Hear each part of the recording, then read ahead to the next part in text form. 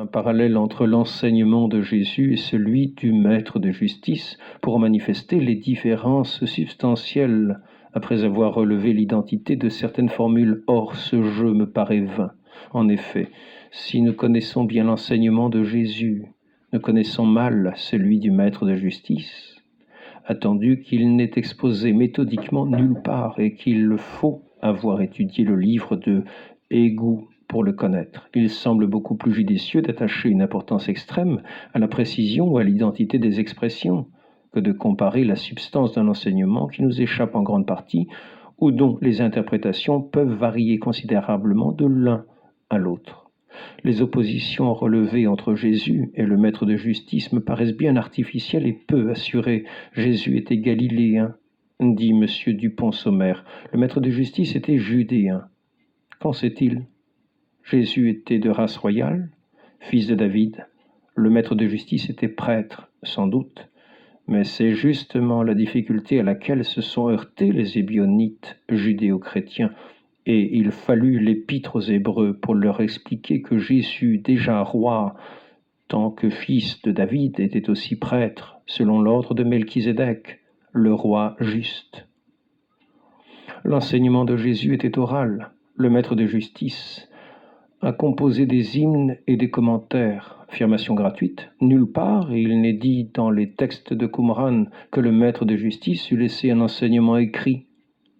Les oppositions notées par le père Danielou sont plus sérieuses.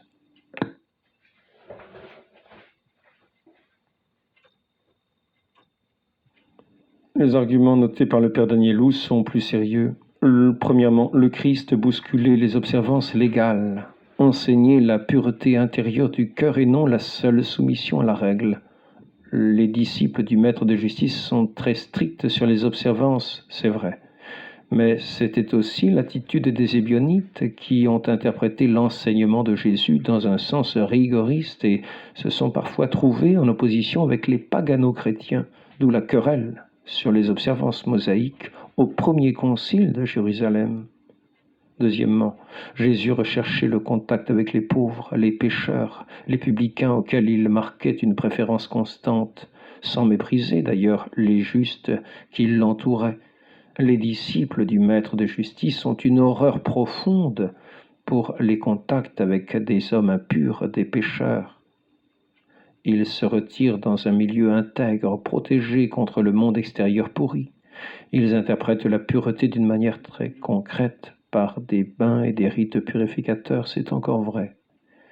Mais nous retrouvons la même attitude chez les Ébionites et les judéo-chrétiens de la première église de Jérusalem. Voyez leur indignation quand ils apprennent que Simon-Pierre est allé dîner chez un gentil, à manger de la viande défendue.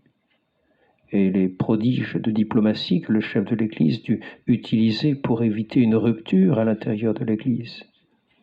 Il faudrait préciser aussi qu'une communauté ascétique, les Ébionites, comme les gens de Qumran, est par vocation propre vouée au retrait loin du monde, à la solitude dans la prière, et qu'un manuel de discipline est par définition un ensemble de règles à observer.